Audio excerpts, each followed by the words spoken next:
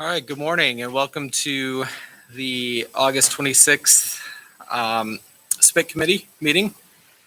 I'd like to call this meeting to order.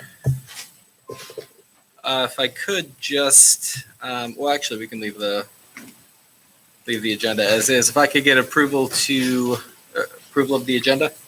Motion to approve. All those in favor? Aye. All right. Has everybody had a chance to read the 7:22 minutes? Yes. Motion to approve the minutes from 7:22. Do I have a second? Second.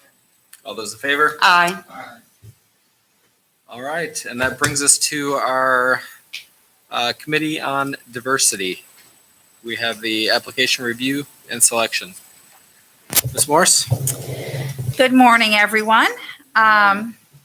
I've created a couple documents for you that were uploaded into Board Docs.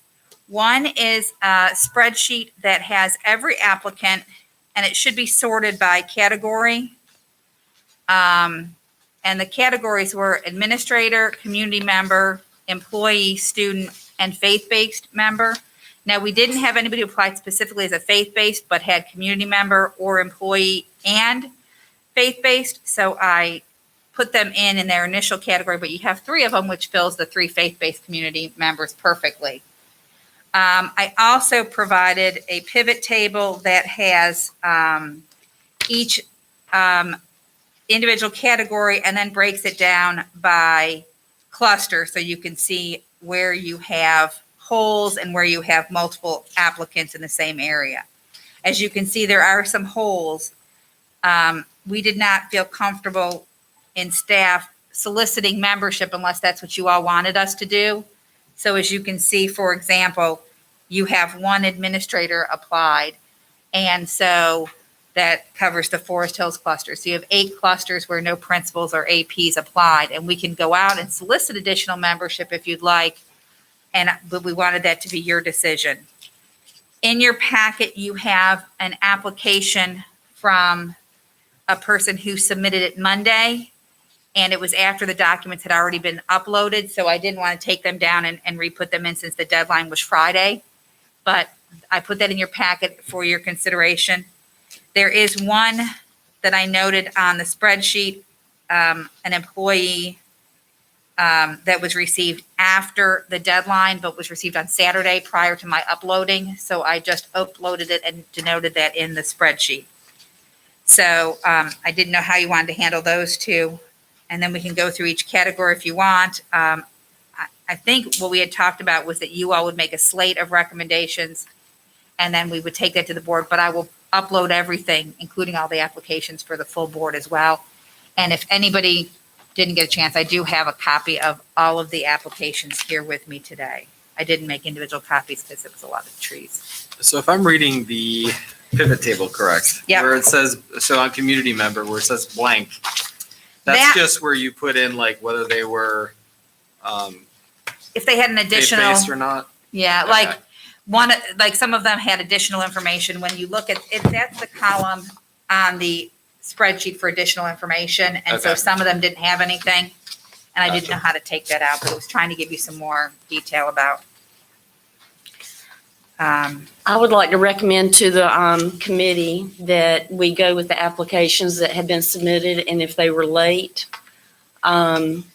we can certainly discuss them, but I think there are plenty of people that got the application in on time to choose from what I have seen. Are we going to be narrowing this down any? Yep, that's what we're here to do today, is to come up with the names and recommend to the full board on Tuesday. So what you're saying is just don't recommend the ones that came in after the deadline? We can discuss them, but for example, the one that came in, did you say yesterday?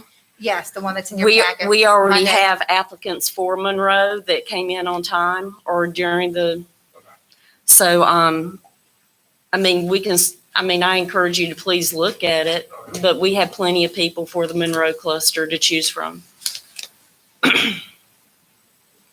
I think there were 2 that came. There was another one that came in late for the Forest Hills cluster. So I And to be clear, they did not make, the late entries did not make your pivot table, correct? The only one that did is the one that, that's an employee in Forest Hills because she did it before I finished all the work. And then the asterisk is next to her, and then it says received after dead. Okay. Oh, I didn't all get on there. And part of why I thought she might be important is that it is the only applicant you have in the Forest Hills cluster for employee, I think. Wait, maybe I'm no, mistaken. we've got three. We've got Maxie Johnson, But Matt Sides, and Doris B. Yeah, okay, I But forgot about Doris was late also. Yeah, I forgot about Mr. Sides. And then Maxie wouldn't count because he falls under administrator. But that's employee. So we had two categories, we had Okay. administrator and employee for the Okay. thing. That's why I separated them. You had 9 administrators and 9 employees was the original makeup of the committee. So, So one thing that we could do, Matt, is we could just go by cluster and select a name for community, employee. We've got one administrator and faith-based. You want to, Michelle, do you happen to have the soft copy of the spreadsheet that you can forward to us? I do.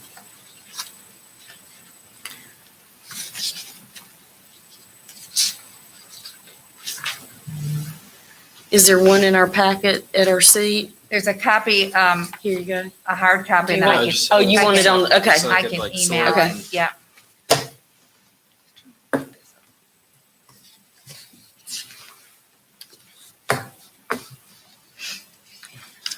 Matt, to get the ball rolling, you Yeah, we're want, gonna start with Cuthbertson cluster, is that fine?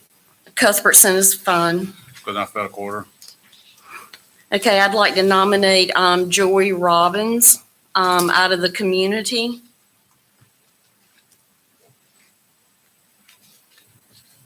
And I'll nominate Brendan McMillan.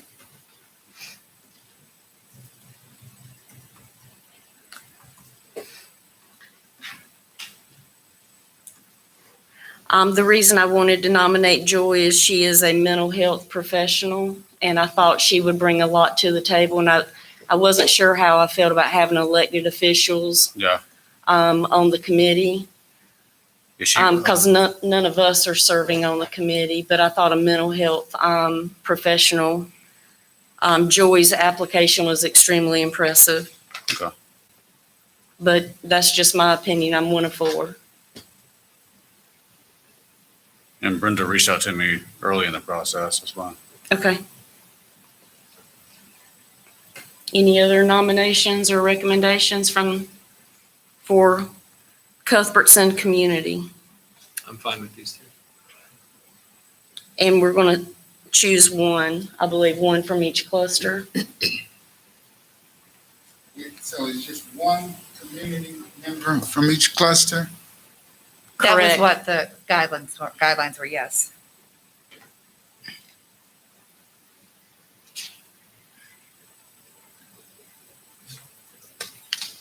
And we currently, do we have nobody for Cuthbertson? I'm For sorry. the employees also? For employees, we have Riley Coyne. Where is that at? It helps if you look at the spreadsheet, to be honest with you. Or it's easier for me to find it on the spreadsheet I don't see, because it's in alphabetical order. where is she? Coyne, Well, she's a employee. student. Yeah, She's a she's, student, Wait. there is no employee. Oh, hold on. Yeah, we don't have an employee from Cuthbertson. Okay, Coyne is a student. Sorry about that.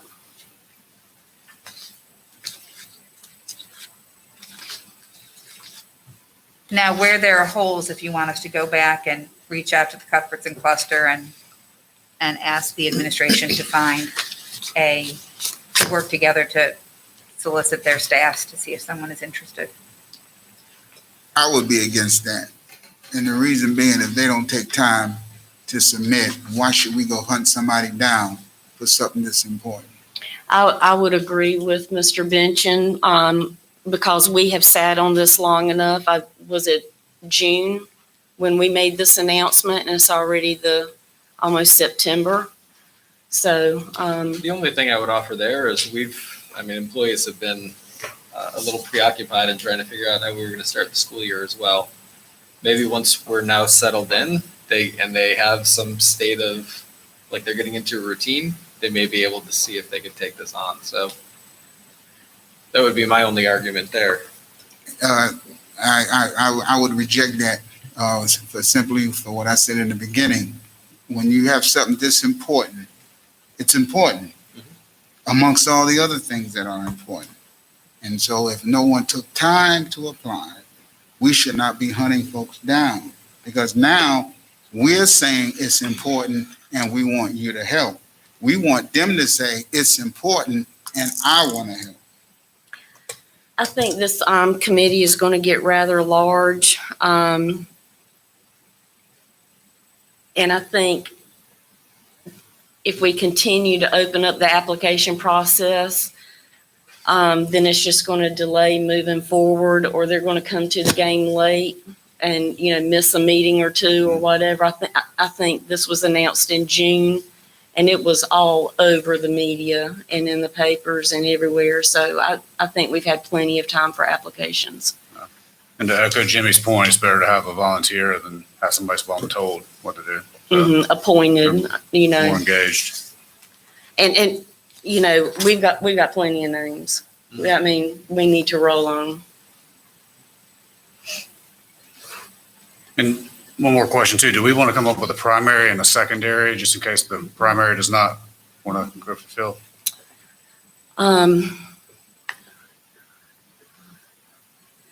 We're already looking at 10, 20, 30, for about 40 to 50 people being on this committee. Well, I'm just saying, as in case the primary, for whatever reason, something came up and they do not want to do it anymore. We didn't do that for the realignment, and it worked out fine. I don't think we need a secondary. And taking Matt's point, if in fact somebody dropped out, at that point, we may want to look back. We can go back to this list. Because I think we did have a medical situation during the realignment process. So if, if a medical emergency or something came up, we could go back to this list and select someone.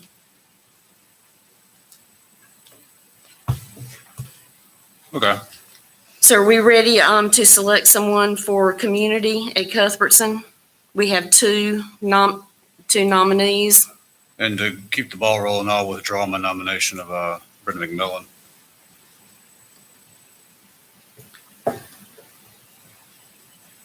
Then I make a motion that we nominate Joy Robbins from the Cuthbertson community.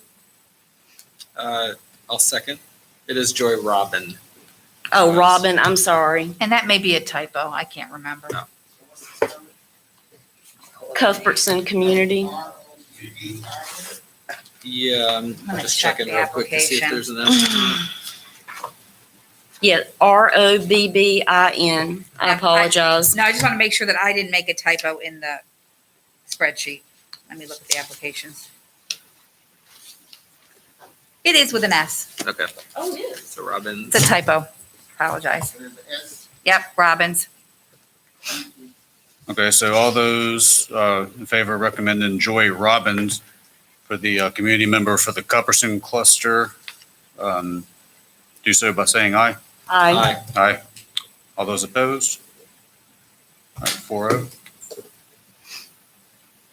All right, moving on, we have the Forest Hills cluster. We have Alicia Allen, Bo Bamani, and Thomas LeGrand Jr. Now, a question on this. Yep. So we do have a faith-based member, so in this, are we just doing community member right now, and we should consider Alicia Allen as the faith-based? I would like to consider Alicia Allen for the faith-based. You have 3 spots for faith-based and only 3 people who had that as something that they had in their criteria. Mhm. at least as far as a person who's currently leading faith-based. So you could just take those three out and put those as that, in So that role. I don't mind making a motion to, We'll have 3 for the faith-based community. Can we just nominate all those? sure, Are we good with that? I'll be Just happy to do So that, we have Unless somebody 3 for the opposes. faith-based total, not per cluster. Just Total. total. which is what we were hoping for the community, for the committee. And that includes Robert Capers also, I believe. It does. It includes Robert Capers. Okay, so I'd like to make a motion for the faith-based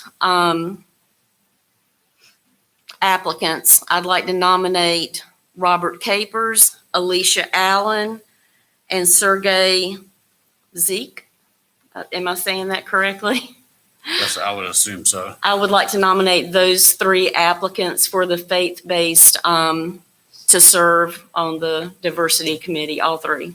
All right, all those in favor? Aye. Aye. So we have Alicia Allen, Robert Capers, and Sergey Zeke for the faith-based members that we recommend to the full board. Correct. Okay, moving on for the Forest Hills cluster, that leaves Bo Bamani and Thomas LeGrand Jr. I would like to nominate Thomas LeGrand Jr.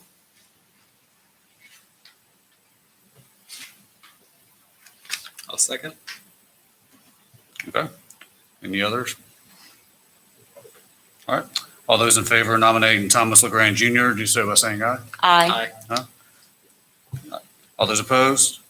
Okay, Thomas LeGrand Jr. will be the community member for the Forest Hills cluster. Moving on to the Marvin Ridge cluster, we have Reggie Atkins, Belonda Covington, and Drew Johnson. I would like to nominate Reggie Adkins.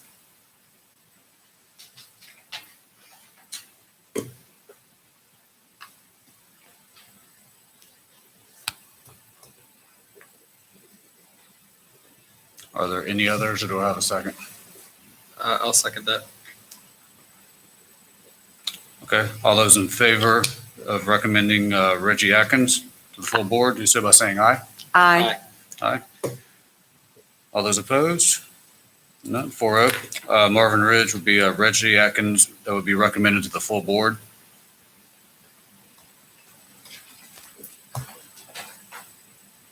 So we have Sergey Zeke as a faith base. He was under Marvin Weddington cluster. So moving on, that will leave us to the Monroe cluster, which is Christine Barnes and Selena Campbell.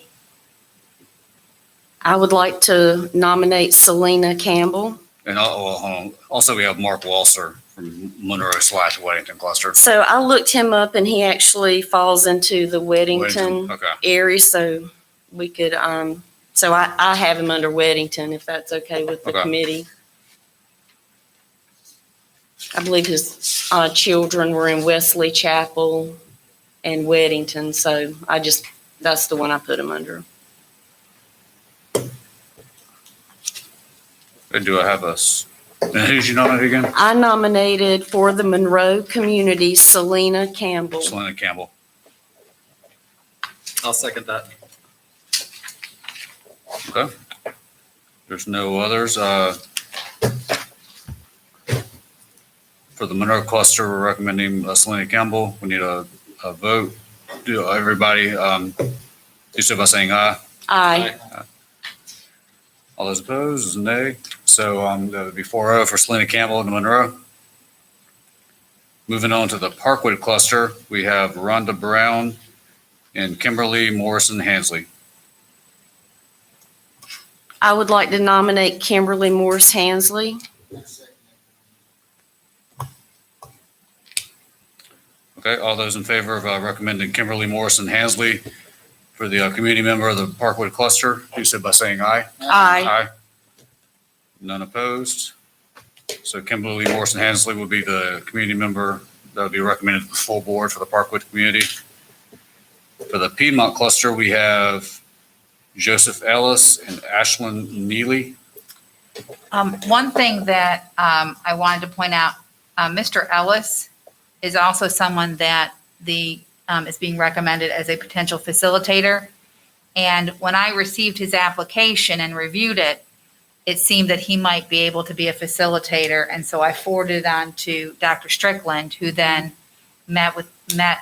spoke with him and some others. And he is one of the 3 facilitators we are recommending for the board to consider. So I wanted to put that there. And if you were interested in him, then my recommendation would be that you could slide him in here, and then if you choose him to be the facilitator, then move back to Ms. Nealon. But that's up to you. And I think we have Tammy Blunt. I was going to as say, we well. also have Tammy Blunt. Do we know if she's in the Piedmont Porter Ridge cluster, but do we know if she's in Piedmont or Porter Ridge? I went by what they said on their application. They have kids in both or something. Yeah. I mean, preferably I like if they live in the cluster, that's where they Yeah. should be. Yeah, well, that's what with was it Mr. Walter? He actually lives in Monroe. Well, his address says Monroe, but he lives in Wesley Chapel. Yeah. Ms. Blunt's address is Monroe, and students, Monroe High and UTEC. She puts herself as a community member in Piedmont, Porter Ridge. I believe she's Piedmont. Okay. And I do have to say that Joseph Ellis, his application is phenomenal. And I would highly recommend him as the facilitator. I don't know if we want to, we can wait. What's your desire? Do you want to wait on If you want to nominate him facilitator? now, and then if he comes back as facilitator, we can go back to the Piedmont cluster and redo that. Okay, okay, You're good with that? okay. Yeah. let's do that. How many facilitators will we have? We only need one facilitator, but we got 3 applications. Ooh, okay. So I'd like to nominate Joseph Ellis as the Piedmont representative. Second. Okay. All those in favor of recommending Joseph Ellis for the Piedmont representative? Aye. Aye. None opposed. So Joseph Ellis, as of right now, will be the Piedmont committee member. That would be recommended to the full board. For the Porter Ridge community, we have Dramatic Chambers, Melanie Miller, Amy Moskowitz, and Deidre Nava, and Shanna Goodson. Shannon Goodson. Trying to figure out why it was separated. I would like to nominate Melanie Miller. I believe she works at the Arc. So I thought that would be a really good representative for the committee.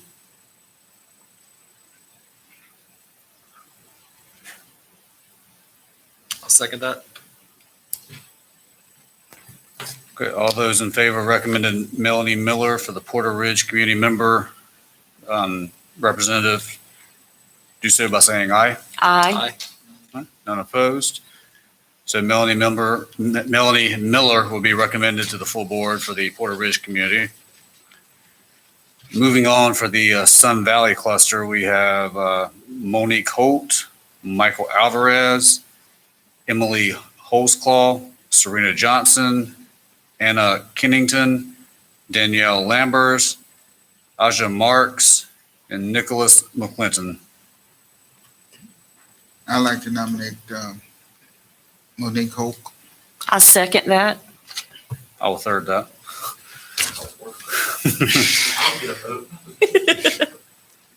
All right, all those in favor of recommending Monique Holt for the Sun Valley community member representative that would be recommended to the full board, do so by saying aye. Aye.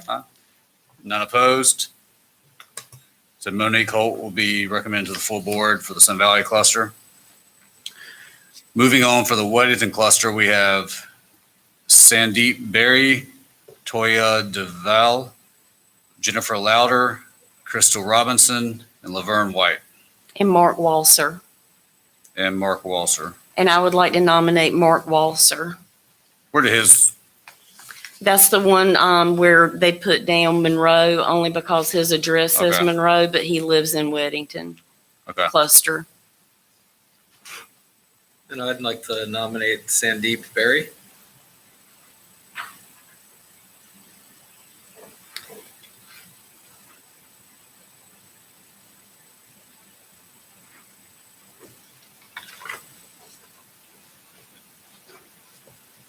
I'll second Sandeep Berry. Do we have a second for Mark Walser or? What I would like to say about Mark Walser is, I believe his family is Indian, mixed race family, and I thought that would be a nice addition to the committee on race. Let's see, Likewise, that's my reasoning for Mr. Berry. Yeah, I'm here to say that, Yeah, and plus, I mean, I don't know him well, but he's on my street, so I Yeah. vouch for him. he's your neighbor? Mhm. You don't want to get in trouble. Okay, so we have a motion and a second for Sandeep Berry. All those in favor of nominating Sandeep Berry for the Weddington Community Member Representative that would be recommended to the full board, do so by saying aye. aye. None opposed, so Sandeep Berry will be recommended to the full board for the Weddington cluster. Moving on to the employees. We have central services in each of the clusters. And correct me if I'm wrong, we just have one from central services that we on the committee. That was the plan, is for only one. Okay, So Amanda Stitchcomb, she'll be the one from central office.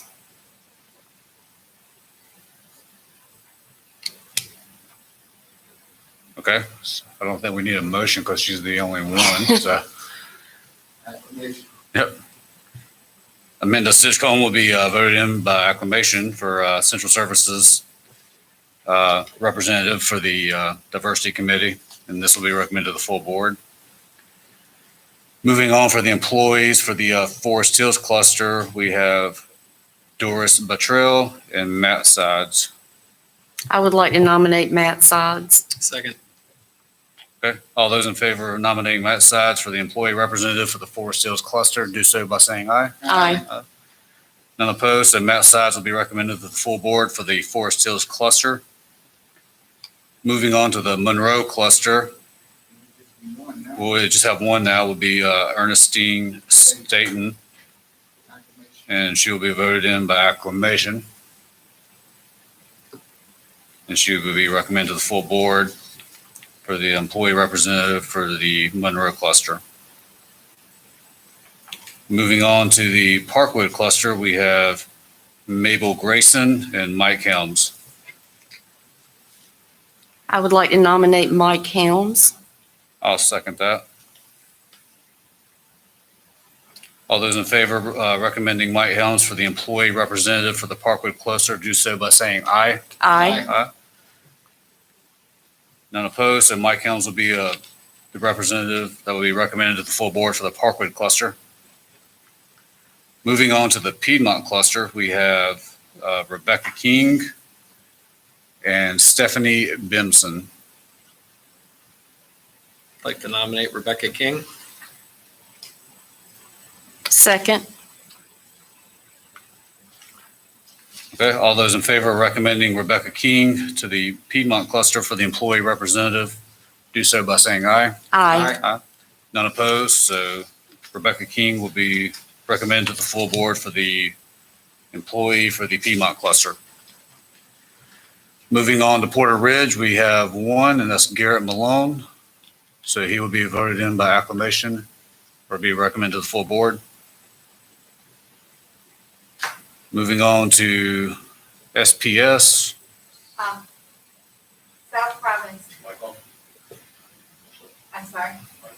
Oh, I'm sorry. Ms. Diaz is an employee at South Providence, and I didn't know which cluster that really falls under. I think sometimes we do it as Parkwood.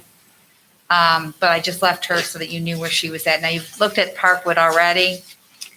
I think I think we should have one representative from Absolutely. there. I was in agreement. I with would that. like to have her Absolutely. represent South Providence. They need a voice. Yes, exactly. So So acclamation. she'll be voted in by acclamation. That'll be recommended to the full board. And that's Heather Diaz for the South Providence Mhm. School. And moving on to the Sun Valley for the employees will be Cheryl Mimi and Caitlin Salerno. I'd like to nominate Cheryl Mimi. I'll second. Okay, there's no others. Everybody in favor of nominating Cheryl Mimi for the Sun Valley employee for the diversity committee, do so by saying aye. Aye. None opposed. So Cheryl Mimi will be recommended to the full board for the Sun Valley employee representative. Moving on to the students now. Mhm. I'm sorry, we skipped Cuthbertson, but we don't have any, correct? Right, we do not have any. We do not have any employees for Okay. Weddington, Cuthbertson, or Marvin. But we have plenty of applications, so I think we're good. Okay. In favor, Because good. we added Heather Diaz and Amanda Stitchcomb, so that, Yeah. That'd be good. Okay, so, and we only have one administrator, so. yes.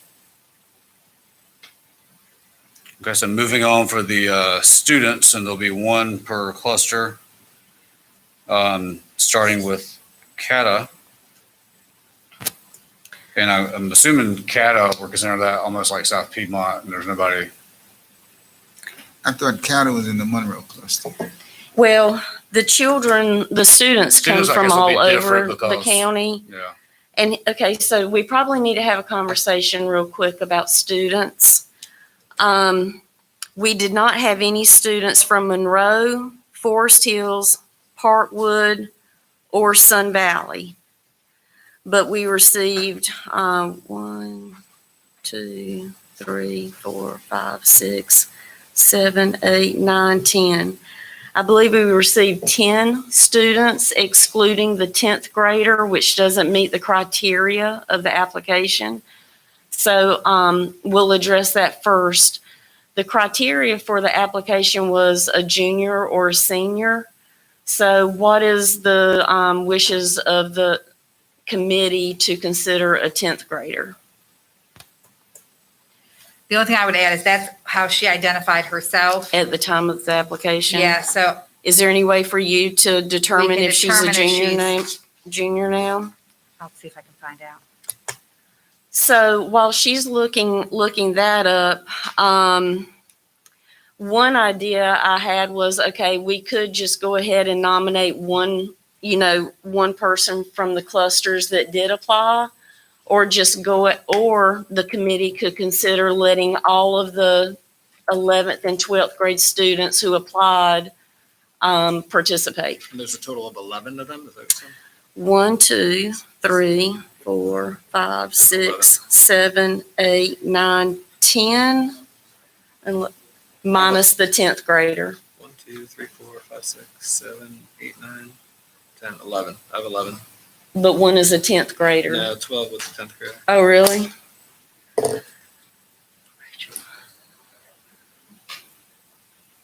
So 10 or 11. So, I mean, it's, I'd be in favor of that. I mean, they took the initiative, mhm. and a lot of Yeah. them are from CATA, which technically, So- like, they reside in other clusters as Mhm. well. So, We have 4 from CATA. Yeah.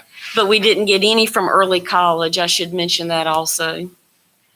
So that is one thing I just wanted to propose to the committee, is either let all the students participate, decide if you want the 10th grader to participate, or divert back to, one per cluster, and then not have, potentially not have one for Monroe, Forest Hills, Parkwood, Sun Valley, or early college. I personally like your idea of letting each one of the juniors and seniors that applied represent. I got a confirmation that the 10th grader who applied is currently in 10th grade. Okay. So that individual would be excluded based on the criteria. Okay.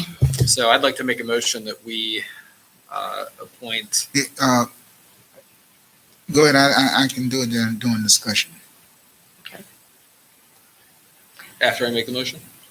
Well, Yeah, Ti- I just wanted to know a little bit, does anybody know about this 10th grader? I mean, I remember perusing his name, and obviously I got to the game late, but I still looked at all those applications.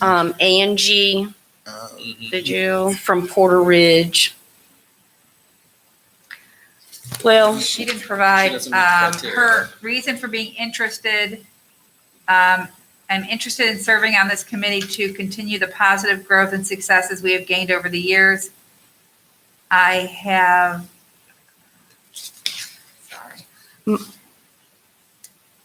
a graduate of the 2020 and a future graduate of 2023.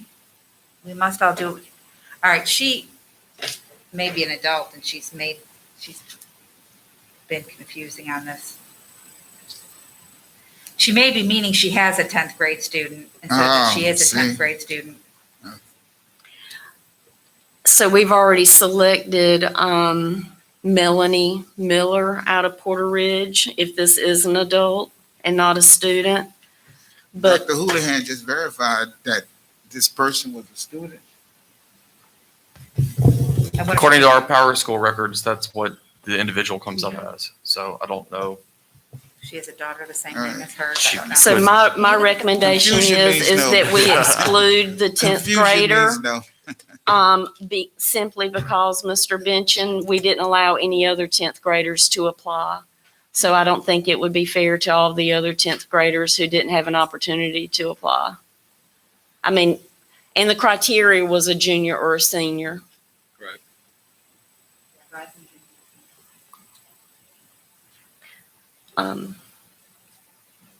So I'd like to make a motion that we appoint all of the 11th and 12th graders, 12th grade students that applied to the committee. Second, Okay, all those in favor of appointing all the 11th and 12th grade students that applied, that will be recommended to the full board for the diversity committee, do so by saying aye. Aye.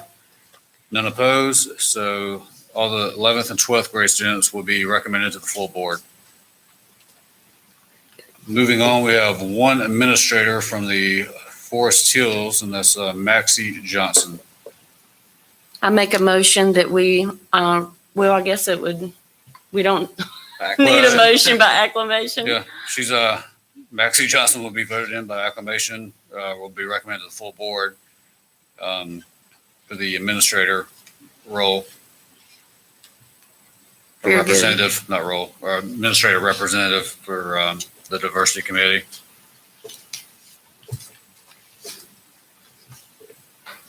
So I believe that is all that we have so far for the diversity committee.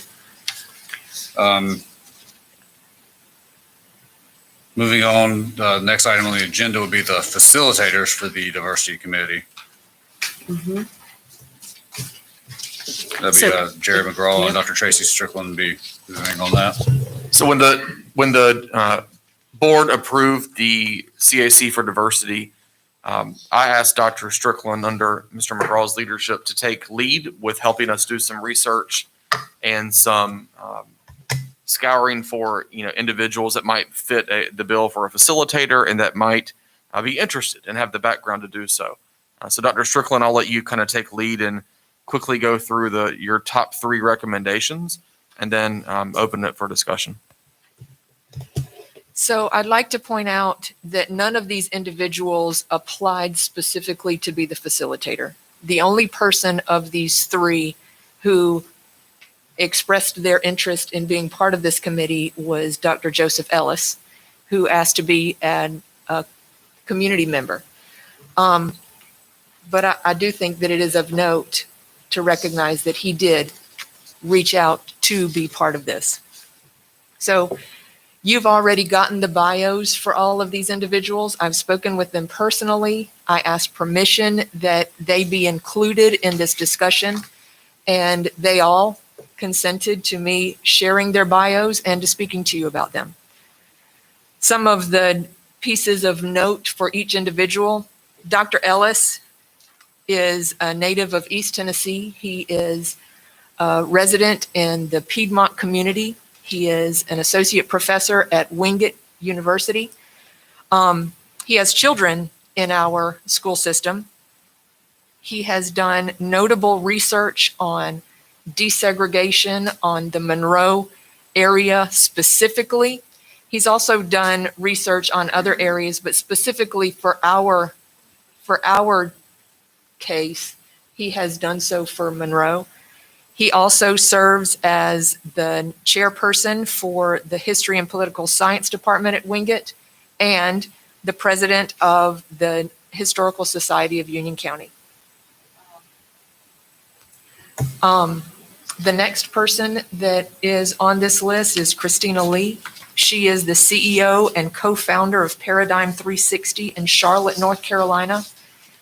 She has provided change management through her consulting agency. She's also worked with CATA to lead them in diversity training very recently.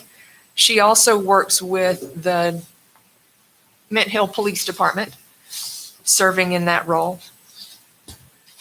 Throughout her discussion, her comments were on building trust. The next person that is on this list is Dr. Chance Lewis. He is the executive director of UNCC's Urban Education Department. He also serves as a graduate instructor at UNCC. He's served in that role in Texas, Colorado, Louisiana, and of course, North Carolina. He has contracted with Wingate Elementary School in the past to help them specifically with diversity as it relates to African American males and bridging the gap. I do want to let you know that I have not spoken compensation with any of these individuals. I can go into those conversations, but I didn't feel like that was my role at that point. Mhm. But these are the three that rose to the top. Thank you very much. Does anyone have any questions from them on the three applicants? In the area of, just so I have a thought, but to help me with my thought, in the area of compensation, what were we looking at? We've not discussed that yet. A consultant fee, if anyone that was going to be a facilitator that would request that, we would have to come back and get that approval from you all probably, but we've not discussed that as a team in terms of the dollar amount. It would be an individual case by case conversation we would have to have. So the mindset for the facilitators was never a volunteer facilitator. I think that the goal was volunteer. None of them have come up with any compensation requests, but I want to be prepared that if they do, that we have a response. And so if the committee wants to position the facilitator to be a volunteer only, then we would like to be able to say that back to the individual who's recommended. Or if the committee's open for compensation, we would need to know that as well. I am open to compensation for a facilitator. We contracted the facilitator for the Citizens Advisory Committee on realignment, and I think it would only be appropriate to compensate the facilitator for CAC for diversity. So I'm open to the conversation, and that can be negotiated at the superintendent's level or with the CFO or human resources, and bring that back to the board. Yeah, the reason I asked if we were talking dollars and cents is because I perused these three individuals and I didn't know if we were going to have one or we were going to have a team. No. Because with what we're trying to do with this diversity piece, it just seems that the more the merrier, almost in a sense. Well, I think you only need one captain of the ship to manage 40 or 50 people. So my personal we only hired one facilitator for realignment. So I think, that would be my recommendation. But again, I'm one of four people No, here. I'm just looking at the fact that, I was on the realignment and it wasn't 40 or 50. And that's the only reason I was thinking about multiple, because at that point, you could really break out and have virtual groups working on this project Well, under Mhm. facilitator leadership and not just within the group leadership. That's the only and the reason. realignment committee did nominate two co-chairs to help manage the people. So what I envisioned was one facilitator, especially if we have to compensate. Well, that's and- why I asked about the compensation piece. Right. And then I think once this group of individuals gets together, perhaps there is a chair for the community, a chair for the employees, a chair for the students, to help with the breakout sessions. No, That's just one recommendation. yeah, and it's in those breakout sessions where this type of leadership could have provided greater guidance, because they're experts in the field.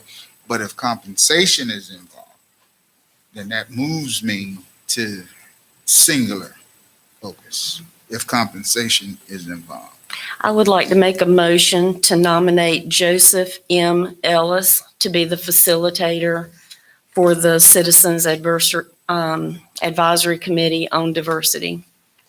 And I would like to nominate Christina Lee. and I would like to nominate Dr. Lewis. All righty then. So if I could, my reasoning for nominating Miss Lee, is I see her as someone that can truly lead a diverse group, mainly based on her experience in the corporate world. She does have client relations experience, negotiations experience. When I look at trying to lead a group of community members, I see that experience as something that could be very beneficial. The other two I see as very strong. They've done a lot of research. They are educators, very bright individuals, but from leading a group standpoint, it looks, as far as resumes and bios go, that Miss Lee is most qualified for that. The reason I nominate Joseph M. Ellis is his extensive knowledge of Union County, and the other two candidates personally make me a little nervous, coming from Charlotte, Mecklenburg, and not necessarily having the historical knowledge and understanding of our community.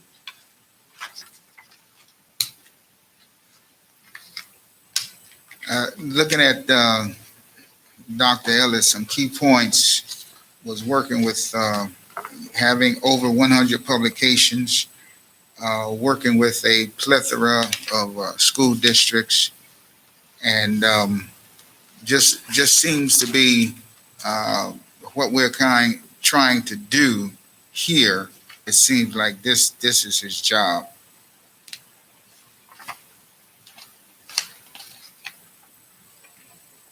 And Michelle, I guess it comes down to me to make a second because we have, Well, usually the person who's chair does a second Yeah. motion. So right now you have no motions on the floor because there's no seconds. I will leave that up to y'all to hash it out. The other option would be to bring all three of them to the full board and let that be the discussion for the full board. I would also like to remind everyone that Mr. Ellis is the only one that showed interest in serving. So, and this was all over the Charlotte news, covered by all of the media outlets. So, again, I think there was plenty of opportunity for people to know what we were doing and reach out if they were interested. And Mr. Ellis is the only one who expressed interest. So, just looking for strong leadership and, somebody that can really drive this group and facilitate this group and make tough decisions and talk through. And I mean, when I look at what was submitted, Miss Lee looks like the one that can fit that bill. Yeah, I guess for me too, when I think of a facilitator, I think of somebody impartial. Really, they don't necessarily have to be from the area, but they can facilitate and lead the group and engage a discussion a little bit more. And Yeah, I Maybe look at the impartial. bios and, Yeah. I mean, Dr. Lewis and Mr. Ellis both look, I mean, when it comes to a diversity leader, they've educators with a ton of experience and research in it, but I just don't know that nothing jumps out off of what they've submitted that says I can lead a large group, whereas I see a CEO being able to do that. On paper. On Would- paper. Would you The, like us to gather some more information regarding compensation, perhaps? I know, and Dr. Strickland can correct me if I'm wrong, at least one of the 3 applicants was concerned about the time commitment and whether he could fulfill the time commitment. which one? I believe Dr. Lewis. Okay. Because he's very busy, and so we need to clarify with him what that time commitment would be to see if he's can fulfill that time commitment. I think what you talked about was a year commitment. We didn't know exactly how frequently you expected this committee to meet, whether it's monthly, whether it's twice a month, whether it's quarterly. And so we needed some direction. So if you're looking at all 3, we can try and narrow down some of that information so we can get some clarification from Ms. Lee and Dr. Lewis and Dr. Ellis as to whether they can fulfill the commitment and what they would be expecting in compensation for that level of commitment, if anything. No, that helps me now. I mean, I would have appreciated that piece on Dr. Lewis You know, Exactly. in the Yeah, I had brief, no up front. idea. that he had some concerns about commitment, because, if you have concerns about commitment, you have concerns about commitment. And I just want to clarify time commitment, not necessarily Right. commitment to the task. No, I'm with you. Yeah. I got you. So And Tracy, if I'm misspeaking, I just want to make sure I'm correct on that. No, ma'am, that's correct. He has a lot of things that he's involved in. And it was not that he was adverse to this task. However, he had concerns when he worked at Wingate Elementary with Mr. Johnson, being able to fit that in. And so he expressed that in this case as well. I would like to retract my motion, my recommendation, because we have already voted and approved to recommend him to serve as a community member. And I will second Mr. Morial's motion for Christina Lee. And I'll retract mine from Dr. Lewis simply because we don't want to start but not be able to finish. Okay, so we have a motion and a second that will recommend Christina Lee to the full board to be the facilitator, and she's with Paradigm 360. All those in favor of recommending Christina Lee, do so by saying aye. Aye. And I would like to say pending conversation, This is pending compensation and time commitment. time Do commitment. we actually have a kind of a job description of what we're looking for in this individual? I would say the job description would be from the application. They would have to facilitate, racial and diversity conversations and my recommendation would be to meet once a month. And it would be for the school calendar year for 2020-21. Unless there's another recommendation. Well, and I think the facilitator should help us also drive that decision, because as Mr. Bench and Ms. Merrill mentioned, the facilitator may structure this whereby you meet as a large group once a month, but there may be breakout groups on various topics that would meet separately. So I think if the board approves Ms. Lee, she would help us That's true. also part of the job description, is to help us structure this. And I I agree will with say the facilitator for CAC on realignment did help structure all of the meetings that the committee had to attend. I agree with that. Let them decide. It's their group.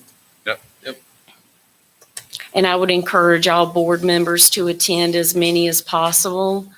And just like, realignment, attend, but we are not to participate or intrude on these conversations. Let the committee run it together without any, board interruptions or involvement. Okay. So that's taken care of, and Christina Lee will be recommended to the full board for the facilitator. Next on the agenda, we have the technology update with Mr. James Parker.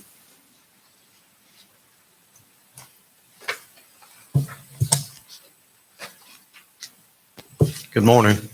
Good morning. Morning. Each of you should have a packet of technology services update on your table. If not, I have an extra copy. It should look like this. Of that, I just wanted to provide a quick update of technology services on these first few weeks of school. I provided 14 bullet points here of some key areas in the district. I'm not going to go over every one of these, and I'll entertain questions at the end. I just wanted to highlight a few of them.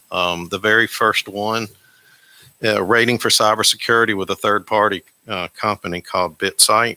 We rated in the top 10% in the nation, and K-12 districts were number one in North Carolina in cybersecurity with our score of 770, which is an advanced score.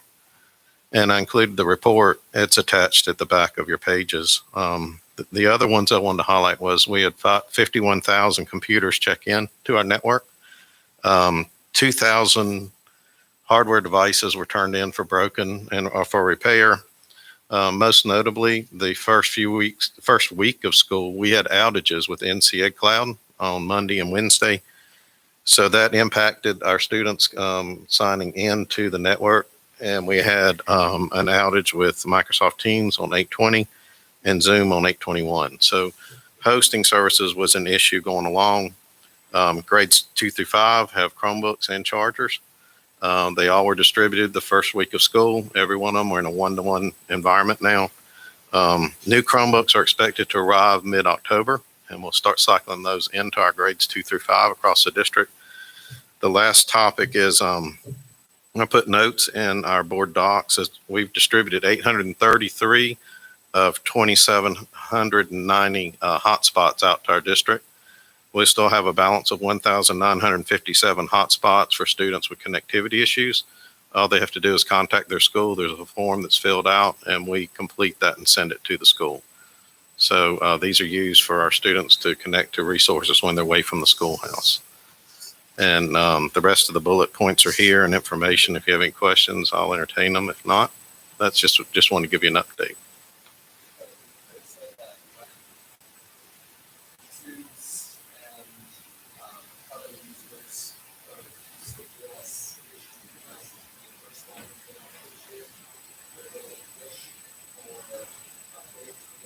Mm-hmm.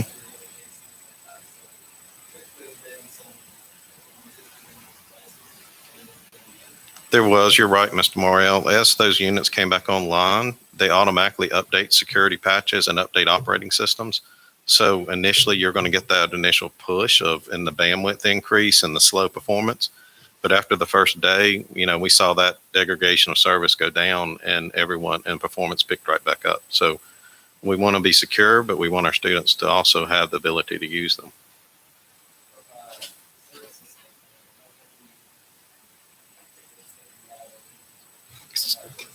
So the typical first week of school, we have 2,500 to 3,000 service tickets that are opened up on the first week of school. As of yesterday, we have 9,000.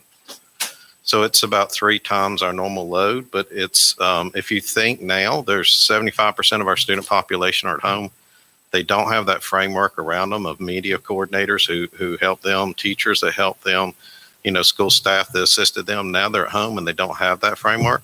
So those tickets came in. So we have a help desk system, and we have a a way for students to put tickets in if they are having difficulties, and we're contacting them. So to minimize that workload, we've hired in 2 temporary staff. They're going to start Monday. We pulled every available member of my team out there to help with tickets. So we're all working on it, and we're knocking at them. But it's been unprecedented year of tickets. And how are we doing as far as resolving those? So if we had 9,000 open, are we halfway through, a third of the way through? No, we're probably only a fourth of the way through. Yesterday alone, we closed 800 tickets.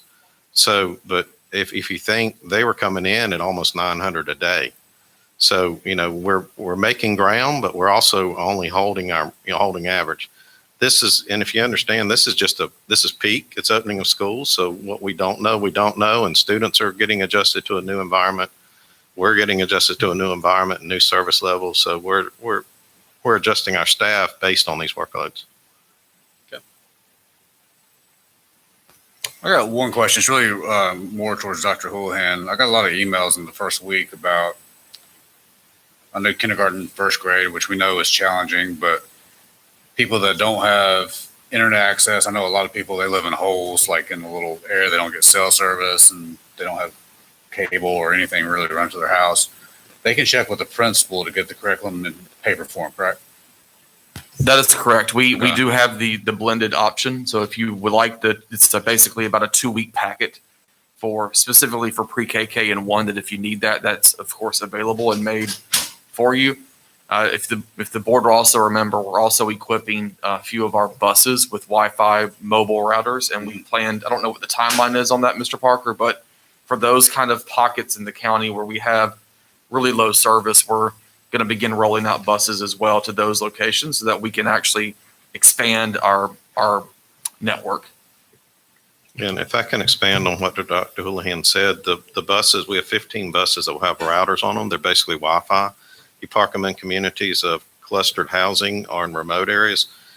You get a range of connectivity 40 yards around the bus, and we have 15 buses. So we just configured the routers Friday, and I was just speaking with transportation this morning about what buses we're going to put them on and where we're going to place them. Also, we have, with CARES Act funding this year from the state, we bought 750 5G T-Mobile hotspots. And I've been using those in areas where students have connectivity or if they're far away from a cell phone tower. And so far, we've connected, every one of those devices have been able to connect and allow a student to participate in classroom activities. And I'm reserving those for really our remote areas or pockets of isolation where there is no internet.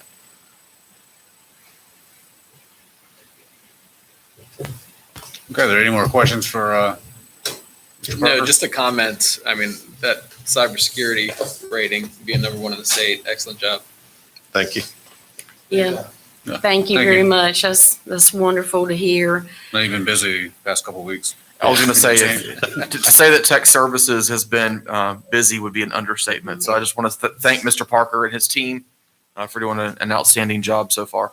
Thank you. Yeah, outstanding. And I know this doesn't apply to Mr. Parker's department under technology, but I do just want to make a comment that that I have received a lot of complaints about parents or students' ability to get their attendance. I'm not sure how we're tracking attendance.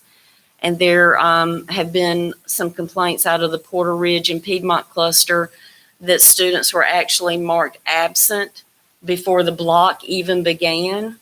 So I don't know if Dr. Houlihan can answer on, where are we on parents and students for the first time ever knowing how to mark themselves present instead of absent? North Carolina DPI gave us guidance back in, I believe, beginning of August with regard to the procedures in which, and the window of time in which you have to confirm that you're present or absent. They actually give you now about a 4-day window. Okay. That if you can go back 4 days from today to actually confirm that an individual was present in class, simply because of possible connectivity issues or whatever that might be. They've been giving us a lot of flexibility. So we're working with principals and data managers specifically. Every school should have a process in place. I can speak just personally as a parent. My two have to log on to their homeroom teacher's Canvas page every morning during a specific time at the beginning of the day to mark themselves present off-site when they're not in the building. Okay. And that's my understanding. That's a similar process that we are implementing throughout the district. At the high school level, I don't know if attendance has to be entered at every block or if it's one time per day. Mr. Parker, you may be able to comment on that, but it is the expectation that we, as we get into this, that we're very clear with our families on how attendance will be checked. You have to be present on site, which is you're physically there in the building, or present off site. And schools should by now have developed a process for that. Jay, do you have any updates or comments? Yes, sir. Dr. Julian is correct. DPI gave us two codes, a present on site by default. Every student is present on site. And the teacher goes in and records the student being present off site or absent. And they have the ability as a business rule of the current day minus 4 days. So they have a week to get in touch with that student to say, were you having issues connecting today? Or, could you not make it? And they log into Canvas and it records when the student logs in. The teacher can then go correct and make attendance to it and backdate it. So that's the ability of it right now. And maybe this first week, like Dr. Houlihan said, teachers and students are figuring it out and where they need to look. But I think we've got a good process in place, and our data managers at the high school level ensure that attendance is recorded by period, which is by class, instead of daily, so that they are doing that class by class. So I think what we need to communicate is if a parent or student sees that they've been marked absent, they need to contact who at the school?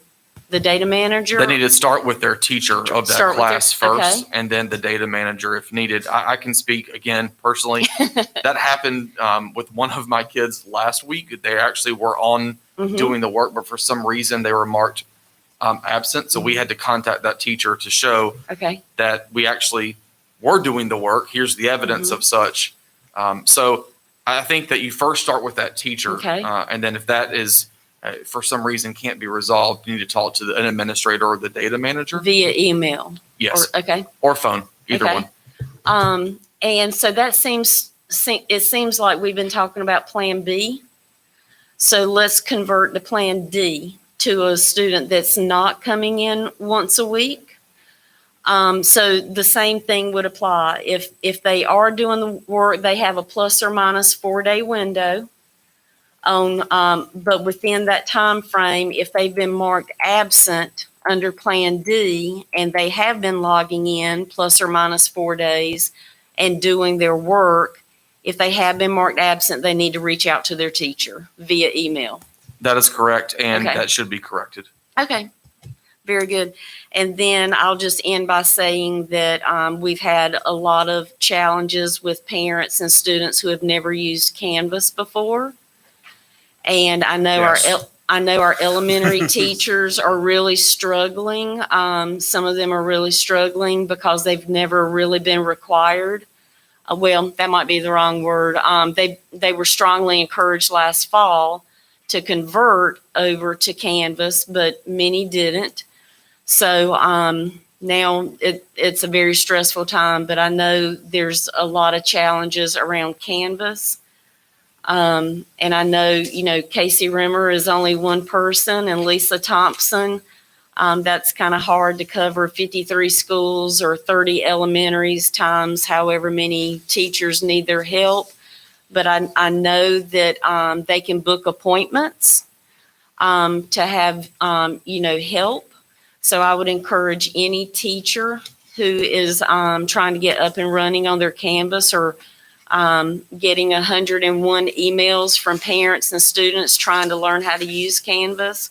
I would encourage those teachers to please reach out and make an appointment with Casey Rimmer and Lisa Thompson. Is there anyone else that can help teachers on Canvas who are struggling? Yes, we have Gordon Tout, who is in our division that handles the management of the Canvas and configuration of the server. But he is also an individual that teachers could reach out to, or our school staff, even some extended professional development to supplement Casey or to help provide assistance immediately. I am meeting today with Ms. Staubert and Ms. Rimmer and Dr. Breedlove and others to look at possible staff development options for this Friday. You know, it's a remote learning day, but we also can use periods of that time for PLC and staff development.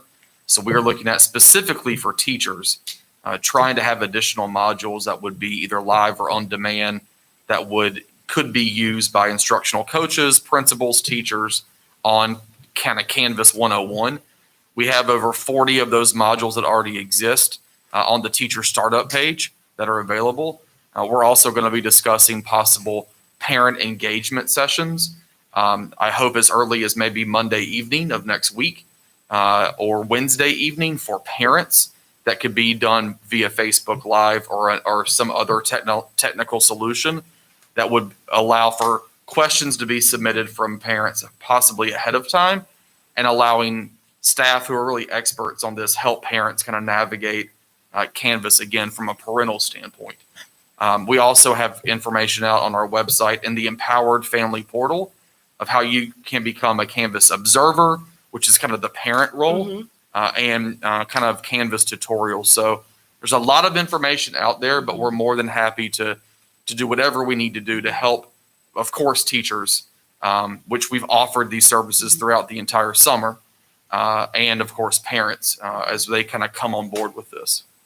Yeah, that is wonderful. I think we definitely need to do some Facebook Live because I know that was very successful last year because most parents and students do not follow Twitter. So I think Facebook Live was extremely successful last year for, reaching a large number of parents. Because if parents can understand it, then they can help their child. But if a teacher is struggling, they can't help the parent or the child. So, and we always have to remember that, our middle school and high school is doing very well because they've been using Canvas. But think about, the fifth graders last year, they only got half a year of fifth grade. So they weren't exposed or, given any instruction on how to go to sixth grade and use Canvas. So I think we need to just always remember that our students only got half a year last year, and they may not be prepared to move into middle school or to use Canvas. So I think, I just want to put that out on the table. And I think we need to help our teachers and do a Facebook Live to help our parents at home. Dr. Houlihan, what percentage of our teaching staff, school district wide, would you say have not received a adequate training on the Canvas?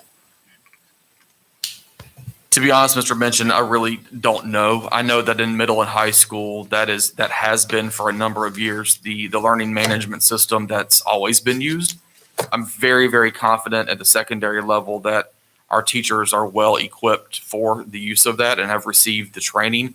I think our gap right now, it has been and continues to be elementary, and that's got to be our targeted area of focus. But I cannot tell you of the number of elementary staff, how many have received training right now and how many have not. I can certainly get that number and provide that to this committee or to the full board if you're interested as a follow-up to today, but I don't know that offhand. No, because I'm just going over, there was an email stream concerning this very subject matter. And I'm just sitting here thinking that one of the responses from staff was that there has been extensive training on this Canvas and that it has been utilized for several years. My daughter, obviously, who's not with the system now, used Canvas when she was here. So I'm just sitting here thinking that do we have a problem because of lack of training, or do we have a problem of a lack of teachers retaining the training they receive, which puts them in a position not to be able to help the parents? Because we want to make sure that we're isolating where the problem is. And so I really think that if we could provide training for parents who weren't responsible to get this knowledge, I would really love to see a plethora of that. But teachers that have been given the training and haven't retained the training, I think, probably that needs to be some kind of addressing in that area, that we're not training you just to be training you. You got to remember what we teach you. Mr. Vincent, I agree with you completely. Our district converted over to Canvas 4 years ago, and our middle school and high school are well on their way and very proficient in Canvas. It is my understanding from Dr. Breedlove, it was communicated to the 30 elementary schools last October that they needed to be transitioning over to Canvas. But change is hard. I think change is hard for a lot of people, especially when you have veteran teachers who have been using a different platform for all of their lessons for many, many, many years. I think it was very hard for, some staff maybe to start all over in Canvas, but it was communicated to them last October that they needed to make this move, and maybe some did or some didn't. But to Dr. Houlihan's point, I know that they began offering professional development in the spring when we went out on COVID-19 in March 11th. So shortly thereafter, Mrs. Rimmer started providing professional development to encourage those teachers to start making the change. And then again, this summer, there was additional professional development. But we are where we are. So at the end of the day, we have teachers, parents, and students that need help. And we're here to help, and we're here to support all of our staff. So again, I'll be meeting with our team today, and we're going to get a game plan for both short-term and longer term, and that will include a parent session. I hope as soon as Monday evening, that would be a Facebook Live or some kind of an event that can be a kind of a Canvas 101 for parents. Again, specifically geared towards parents of elementary age kids, or possibly parents who are new to the school system. Or as Ms. Merrill mentioned, parents who may have a sixth grader who currently is in a middle school. So we look forward to offering those opportunities for both teachers and parents. Yeah, that's why my first question was, what was the percentage? Because I wanted to be fair. All right. If there was a percentage that you knew about, then we could understand Ms. Merrill's initial, layout of, we need help. But if the majority has received it, then where's the fall off?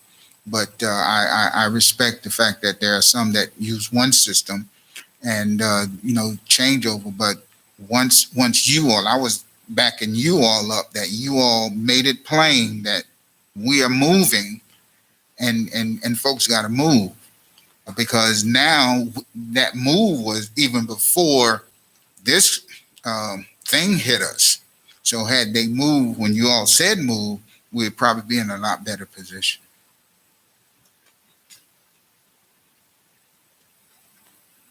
Any more questions or comments for Mr. Parker? All right, thank you, Mr. Parker, for the technology update. Moving on to our next item will be the transportation update with Mr. Mark Strickland and Mr. Scott Denton.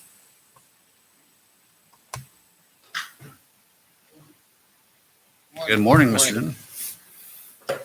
So transportation started the year phenomenally well. We are unfortunately down drivers, as you all already know. I appreciate your support at the last board meeting. We are short bus drivers. I'll give you a sort of snapshot picture. We had 271 total drivers last year. We have 247 now. 226 of those are full time. We have 26 vacancies. Last year we had 29, which doesn't sound all that bad. But we do have 28 drivers on FMLA, which is a direct result of COVID-19. So we had 10 last year on FMLA when we started school. So we have 18 additional people on FMLA from last year. We did reduce our number of buses operated by 33 so far this year. We were doubled up on runs, and so far they've worked very well. We've been able to arrive at school on time, and we've not had a lot of issues with that. Ridership has been low, as we sort of expected. But we are ready to add additional students anytime the district is ready to move into a different phase of students attending school. We think we can handle that. Our biggest challenge, I think, right now is going to be if we have additional drivers that go out for exposure to COVID-19, then that, of course, puts pressure on the remaining drivers to be able to transport all those double runs that are already in place. So we're doing well, but we are a little bit concerned about that moving forward. I visited 15 schools in the past 5 days. The spirit amongst our people is fantastic. I could not be prouder. I went to the first school I went to. I observed one of our bus drivers unloading students. And that bus driver was so professional, ensuring the care for every student was made properly, the social distancing was observed. She stood in the front of her bus as they were getting off. It just made me so proud that I was part of what she was doing. And as I've talked to people, that they have a great spirit about what's happening and what they're doing. And they're a little concerned about hours. We're doing all we can to make sure they get 30 hours a week. That's full-time status, so we don't want them losing benefits. We've monitored that last week, and we had a few people that fell short. We did provide them additional time for cleaning buses last week, and we'll work with them to ensure they don't lose benefit status. So we're working to do that, and we feel like we've accomplished that. Of course, we've had a lot of changes with requirements for mask wearing, and we've got signage on buses to make sure kids know where to sit. With low numbers, of course, that's not been an issue thus far, but we do anticipate, of course, we want. And I think I've heard from a lot of our folks during my visits, including the administrators at schools, they're ready for the kids to come back. Mm-hmm. And so we are too. And I don't want drivers to get too spoiled, not having any different problems on buses and that kind of thing because they have so low numbers. We want to make sure they're ready to go. Mr. That's Ditton, really, how yes, many buses are you actually running right now? 257. 257. We started 289 last year. We're actually actively running 257 right now. What was the 271 you said earlier? You said 271. So we had 271 from 271 drivers last year total. 271. That included part-time and full-time drivers. Just a couple of quick notes. I think the biggest theme I've heard from just listening to our drivers and our staff is about compensation. That they really, and I was talking to Adam Johnson this morning from Charlotte-Mecklenburg. Of course, Adam was here as transportation director a number of years ago. And he just sported an article about Amazon hiring 4,000 people, paying $18 an hour. And that's in the Charlotte metro area, of course, over the next a few years. So that's going to be, just the competition for people continues to grow. And so I know that you all are very much an advocate for paying our people in a way that will be competitive. I ask for your continued support on that because it's something our drivers have communicated to me. And with reduced number of hours, they're already being paid less for this year because they're not getting the hours they were accustomed to from last year. Mr. Denton, I would like to just interject real quick on compensation. Mr. Sods, Mrs. Heintel, and myself went to the county on June 15th to advocate to offer pay raises. In our budget for this school year, we advocated for school psychologists, nurses. Some of our nurses haven't even had a raise since 2012. I believe our bus drivers have not had an increase since, I believe, 2015. But because you're new to the district, I just want you to know so that you can be aware that the board did put in our request to the county to give our bus drivers and mechanics raises. And the county commissioners did not approve that request for our teachers, bus drivers, or nurses along that line. But please be aware that the board put it in our request, and we went personally and spoke in public comments to plead with our county commissioners to give us that support. And I believe the vote was 4-1. to not give us the raises for our bus drivers and our employees. And I will say that we're losing drivers and mechanics to the county. So, so it is disheartening. I agree with you 100%, but please know the board agrees with you, and please let our drivers and mechanics know that 3 of us actually went and stood before them and spoke in public comments asking for these increases, and it was denied. But I believe the county got bonuses and pay raises this year. Some got $5,000 bonuses this year. And county employees got raises, but our request was denied. So please share that when it comes up.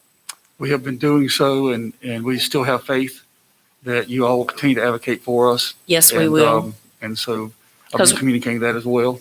So we're just on the issue of finance and budget. I don't know if you know this or not, but DPI has communicated to us that we'll have the same budget going forward that was funded from the state for the 1920 school year, for the 2021 and 21-22 school years.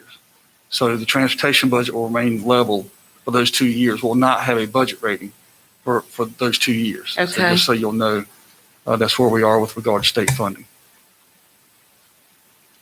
Any questions at all that I can answer? So there'll be no efficiency rating for 2 years. That is correct. Okay.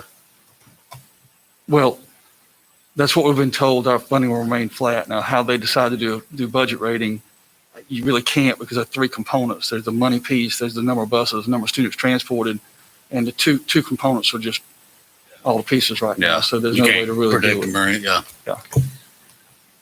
Thank you very much. Thank you all. Dr. Houlihan, I just want to get one comment out because I know the board is going to want to have this conversation on Tuesday. I know that the 1 day per week was primarily driven off of transportation, transporting our students 1 per bus, and hearing that ridership is down. We may want some more data if that is universal for all 9 clusters, or if it's just pockets of ridership being down and some pockets being higher than others. We may want to have a little bit more data. You know, is it down in all 9 clusters?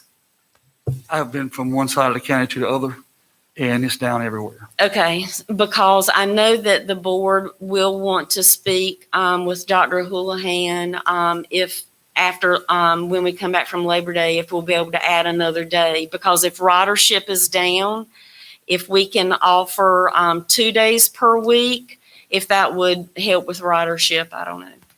Yeah, it's, we can get that further data for sure. I think the other things we have to think about when you talk about adding more face-to-face days for those who want it, the operational time it takes to do your health screening, your temperature checks when you arrive to the building.